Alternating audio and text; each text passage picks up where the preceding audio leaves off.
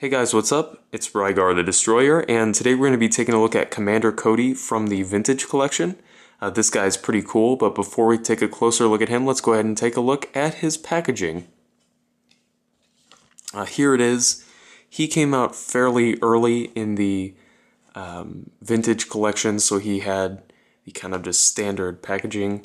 And as you can see here, there's the sticker for the mail-away Boba Fett with the missile launcher backpack.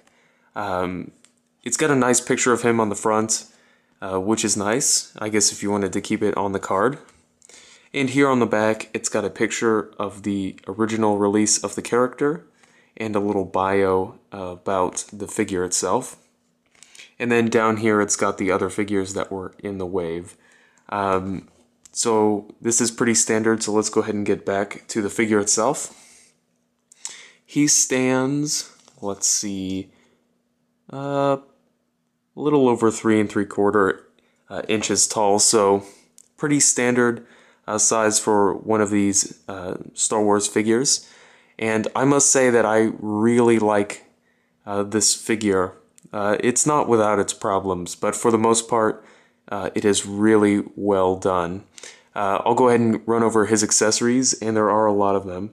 Which is always nice. The first one is his removable helmet, and it's made of kind of a soft rubber, so it fits over his head nicely, and it's painted really well for its size.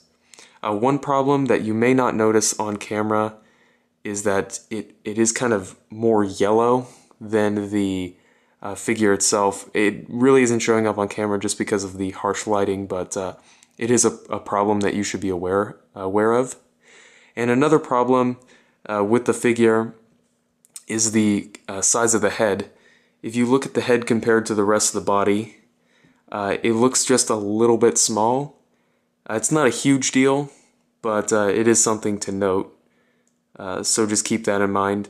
And of course they did that so that the helmet doesn't look oversized when it's on the figure, so I really don't mind too much. The next accessory is his jump pack. And this does fit on his back here, just like this. It fits on there, fairly nice. It will fall off if you mess with it too much, but if he's just standing there, it's not a huge problem. And just like the helmet, it's made of this softer rubber, so it does kind of look like a different color, more yellow than the white plastic of the rest of his armor. Again, not a huge deal. His next accessory is one of the chunky versions of the larger clone blaster rifle. This is my favorite version of the blaster rifle, so I'm glad he came with one. He also came with the, I guess, hologram of Darth Sidious, so you can do the scene from Episode 3 where Order 66 happens. He's made of a translucent plastic, which is really nice, and for the size, they did some really nice detail on there. Another thing I really like about this accessory is that they molded the, I guess, like hologram projector in translucent blue plastic and then painted it silver. And they did this so that the tab here at the top would be the translucent blue of the hologram. So whenever you plug it into the bottom, you don't see the peg so much. So that's really nice. And finally, he comes with Obi-Wan's lightsaber hilt. And this is, of course, for the reenacting the scene where he finds it in the movie. And you can plug it into his belt here. I don't know if I'll be able to do it on camera, but there's a little hole on his belt for it. I can't do it. Whatever. It can go on there. So that's nice. As far as articulation goes, he's got a ball-jointed head that gives him a really good range of motion. And it works with the helmet as well. So that's nice. He's got ball-hinged shoulders that do go 360. He's got ball-hinged elbows that do swivel. He's got swivel wrists. He's got what feels like a ball peg in the chest, and it does work as a swivel. He's got ball-jointed hips that unfortunately are, I guess, they're kind of what you would call a Y joint, and he does have a knee swivel so you can bring his leg forward, but it doesn't look the best.